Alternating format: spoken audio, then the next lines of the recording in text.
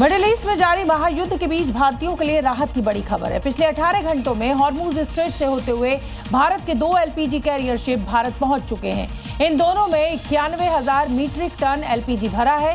वहीं पड़ोसी पाकिस्तान से लेकर श्रीलंका तक बेहाल है। गुजरात के वाडिनार पोर्ट पर LPG cargo ship Nanda Devi में न सिर्फ एलपीजी भरा हुआ है, बल्कि हॉर्मुज स्ट्रेट के रास्ते यहां पहुंचा। ये समुद्री कैरियर इस बात की गवाही है कि भारत में गैस की अब ना कोई किल्लत है, ना ही किसी अफरा तफरी की जरूरत। ये बात हम इसलिए कह रहे हैं क्योंकि नंदा देवी की पहुंचने से ठीक 18 घंटे पहले एलपीजी कैरियर शिवालिक गुजरात के ही मुंब्रा पोर्ट पर पहुंच चुका है। दोनों शिप में 2 समानताएं हैं। एक तो ये दोनों ही हॉर्मुज स्ट्रेट के रास्ते अपने वतन पहुंचे और दोनों के लिए भारत ने अपनी कूटनीतिक सूझबूझ दिखाई है।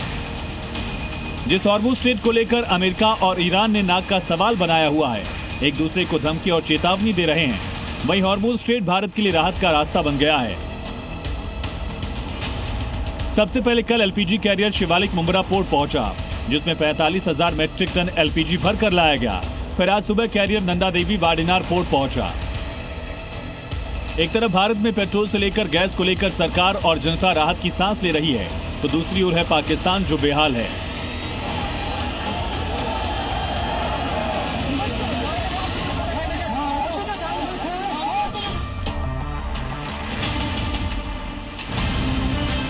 ईद से पहले कंगाल पाकिस्तान के बाजार में रौनक गायब है।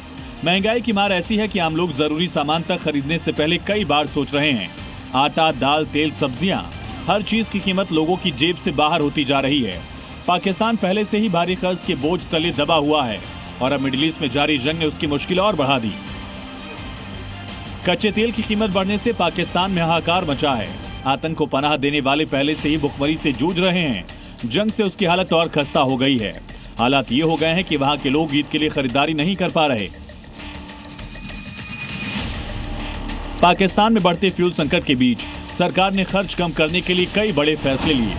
प्रधानमंत्री शहबाज शरीफ की अध्यक्षता में हुई बैठक में तय किया गया कि सरकारी कर्मचारियों की सैलरी में 5% से 30% तक कटौती की जाएगी।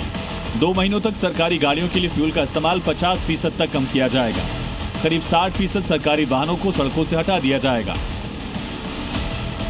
इंटरनेशनल मार्केट में क्रूड ऑयल $153 प्रति बैरल पहुंच चुका है और पाकिस्तान वाला ही हाल श्रीलंका का भी होने जा रहा है। तेल बचाने के लिए श्रीलंका में सरकारी दफ्तर सिर्फ 4 दिन खुलेंगे। पेट्रोल डीजल की कीमतों में 8% का इजाफा किया गया। लोगों के लिए पेट्रोल और डीजल की राशनिंग कर दी गई। अब नजर इस बात पर है कि मिडिल ईस्ट का यह संघर्ष आगे किस दिशा में जाता है और उसका असर दुनिया पर कितना भारी पड़ता है, क्योंकि ना इजराइल अमेरिका मानने को तैयार है और ईरान भी लगातार जवाबी कार्रवाई कर रहा है। ब्यूरो रिपोर्ट, जी मीडिया।